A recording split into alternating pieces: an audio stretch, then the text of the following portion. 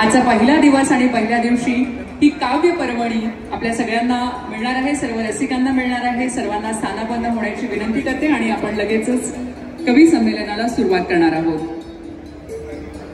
ज्येष्ठ कवी रामदास फुटाणे, विठ्ठल वाघ, अशोक नायगावकर, अरुण म्हात्रे, महेश केळुसकर ही सर्व मंडळी आज व्यासपीठावर आपल्याला लाभलेली आहेत। त्याचप्रमाणे किशोर कदम, आबा पाटील, हर्षदा सुकटणकर, नारायण पुरी, अपूर्व राजपूत, वैभव जोशी आणि संकर्षण कराडे यांची ही उपस्थिती आपल्याला लाभलेली आहे।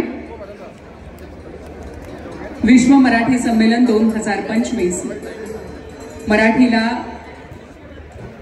कवितेची, काव्याची फार मोठी परंपरा आहे आणि मराठी रसिकही कविता ऐकण्यासाठी, कविता वाचण्यासाठी नेहमीच उत्सुक असतात आणि या सर्व नव्या जुन्या कवींचं कवी संमेलन इथं संपन्न होण्याचा विभाग यांना आणि स्मृतिचिन्ह देऊन हे स्वागत होतंय। आपण जोरदार टाळ्यांच्या गजरात या स्वागतात सामील होऊया। दैनंदिन घडामोडीतील विसंगती उपहासातून मांडणारे आपल्या सगळ्यांचे परिचित कवी ज्येष्ठ कवी रामदास फुटाणे होणार आहे आणि त्याचबरोबर अंतर्मुख करायला लावणारे कवी अशोक नायगावकर, साहित्यिक लोककवी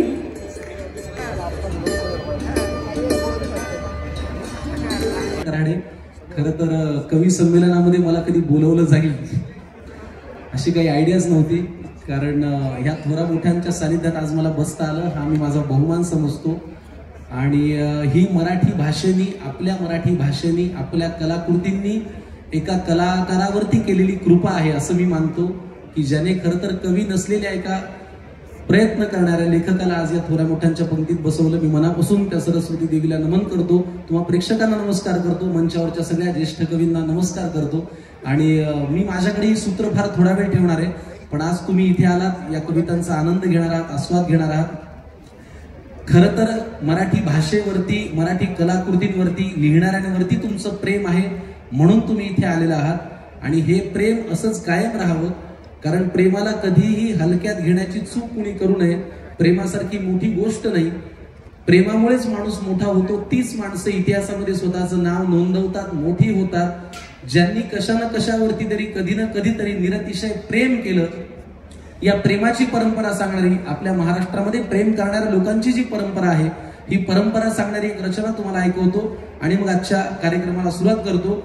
बघा, प्रेम करी बलवान मनाला, प्रेमच करी सशक्त। वैभव दादा, प्रेम काय काय करू शकतं याचा मी माझ्या शब्दांमध्ये आढावा घेतलाय, की प्रेम असं करू शकतं की प्रेम करी बलवान मनाला, प्रेमच करी सशक्त, प्रेमच मिळवून देई रामा मारुत परीस भक्त, रयत रक्षणा झेलीत निघतो छातीवरती वार, त्या शिवराया तुळजा देई प्रेमाने तलवार। विठ्ठल विठ्ठल नाम मुखाने आयुष्यभर घेतो, विठ्ठल विठ्ठल नाम मुखाने आयुष्यभर घेतो, त्याच तुकोबा विठू प्रेमाने सदेह स्वर्गा नेतो, इथले गान स्वर सुरावट इतका उंच नेतो, स्वर प्रेमाने भीमसेन हो स्वर भास्कर मग होतो, दिसतो छोटा पण खेळाने इतका मोठा होतो, क्रिकेट प्रेमी नाव सचिनचे अभिमानाने घेतो, तेच नाते तुमचे आमचे प्रेमाच्या या गाठी, प्रेमळ आपुली माय मराठी केवळ तुमच्यासाठी। अशा या प्रेमापोटी, मराठी भाषेच्या प्रेमापोटी तुम्ही इथे आलेला आहात। इथे बसलेल्या सगळ्यांचा मी पण एक चाहता आहे, तुम्हाला सगळ्यांना परत एकदा नमस्कार करतो आणि सुरुवात करूया आपण। रामदास सर इकडे तिकडे बघतायत, सर माझ्याकडे बघा, रामदास सर। आणि तुमच्याच पासून आज मला असं वाटतं की आपलं जे प्रथमच पुण्याला ऐकतायत ते तिकडे आहेत पाटील सर, आबा पाटील सर। एक तर निपाणीहून आलेत, निपाणीच्या जवळ खेड्यात। विनंती करतो की आपण या कवी संमेलनामध्ये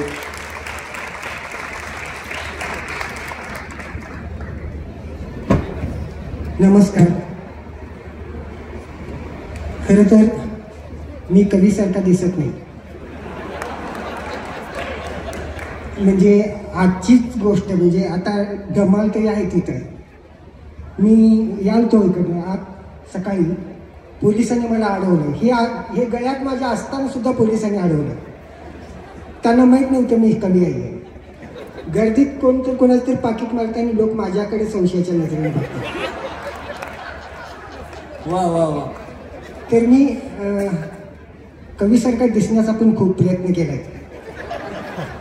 म्हणजे पाडगावकरांसारखी दाढी पण राखून बघितली आणि जॅकेट पण घालून बघितलं, ते शब्न मारकून बघितली, पण सगळेच प्रयोग फेल गेले.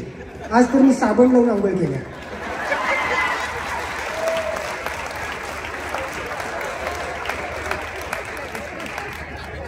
कुठला साबण तो? आई कॉलेज कुमारी सारखी दिसते तो. हा, तो साबण लावून मी बघितलं तरी काय फरक पडला नाही. मी त्वचारोग तज्ञाने विचारलं, हा साबण वापरून पण काय फरक पडला नाही, कसं काय बरं? ते म्हणाले, थोडासा फॉल्ट असला त्वचेत तर साबण करू शकतात, कंपनी फॉल्ट असेल तर साबण कुठला काय करू शकतात. तर मी कविता जगत असतो आणि मग ती मांडत असतो.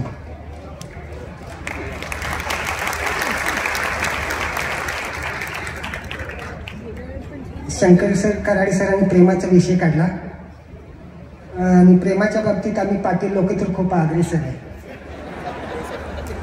म्हणजे मराठी चित्रपट सृष्टी आणि कथा कादंबऱ्याने पाटील लोकांना खूप बदनाम केलं.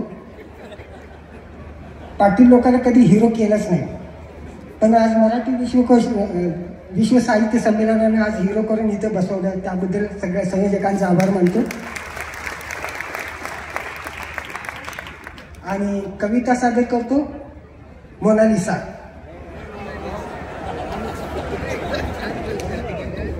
मोनालिसा कोण होत्या तुम्हाला माहित आहे ना? की कुंभमेळ्यातली मोनालिसा नव्हे.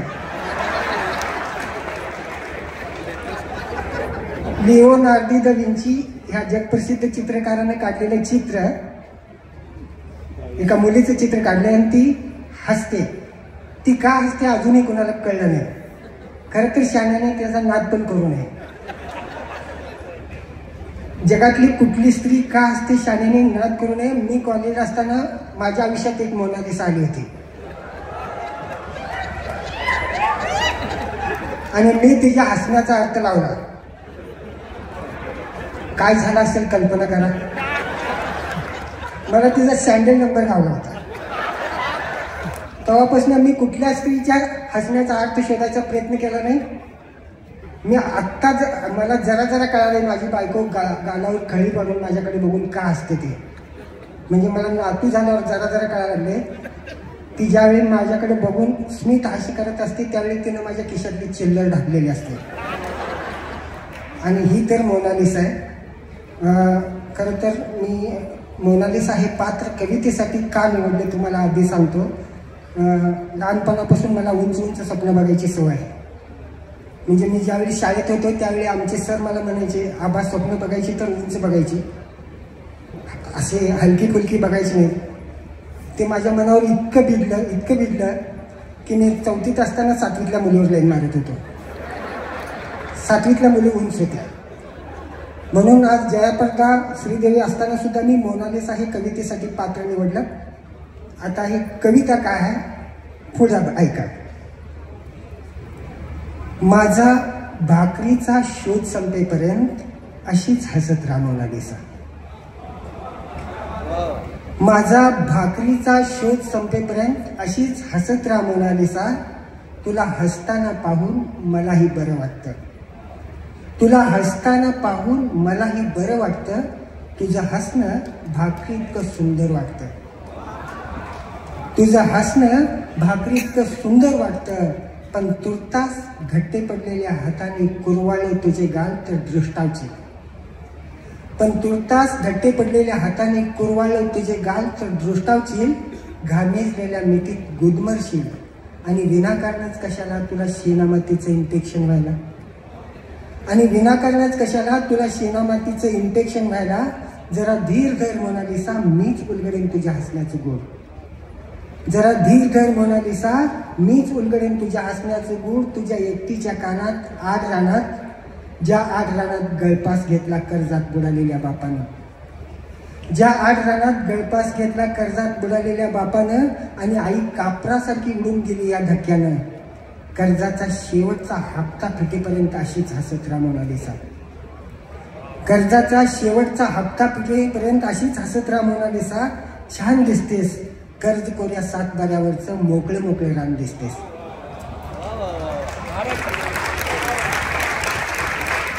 कर्जाचा शेवटचा हप्ता पिटेपर्यंत असंच हसत राहा मोनालिसा, छान दिसतेस.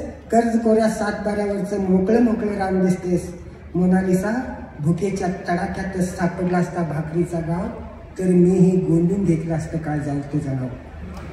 मोनालिसा, भुकेच्या तडाख्यातच सापडला असता भाकरीचा गाव, तर मीही गोंधून घेतलं असतं काळजावर तुझं नाव. पण बेकारीनं जिरवली आहे काळजातली उत्कट मस्ती. पण बेकारीनं जिरवली आहे काळजातली उत्कट मस्ती. नाहीतर तुझ्यावर रोज एक कविता लिहिली असती. माझ्या प्रतिभेला पालवी फुटेपर्यंत अशीच हसत राहा मोनालिसा. माझ्या प्रतिभेला पालवी फुटेपर्यंत अशीच हसत राहा मोनालिसा, छान दिसतेस. काळजाला अंकुरलेलं कवितेचं पान दिसतेस. काळजाला अंकुरलेलं कवितेचं पान दिसतेस. मोनालिसा, संसाराच्या ढकलगाड्याला खांदा लावली असतीस तर कमरेत वाकली असतीस. मोनालिसा, संसाराच्या ढकलगाड्याला खांदा लावली असतीस तर कमरेत वाकली असतीस. दारुड्याची 2 लेकरं सांभाळताना मेटाकुटीला आली नसतीस. फोटोत सगळेच हसतात ग मोनालिसा, सगळेच हसतात. फोटोत सगळेच हसतात ग मोनालिसा, सगळेच हसतात. मला सांग, उधारी नाकारलेल्या दुकानदाराच्या दारापुढे तू अशीच हसली असतीस? उधारी नाकारलेल्या दुकानदाराच्या दारापुढे तू अशीच हसली असतीस? तरी सुद्धा हसत राहा मोनालिसा, हसताना तू लईच भारी दिसतेस. तरी सुद्धा हसत राहा मोनालिसा, हसताना तू लईच भारी दिसतेस. अशी की जशी तापलेल्या तव्यावर फुगलेली भाकरी दिसतेस. तापलेल्या तव्यावर फुगलेली भाकरी दिसतेस. धन्यवाद.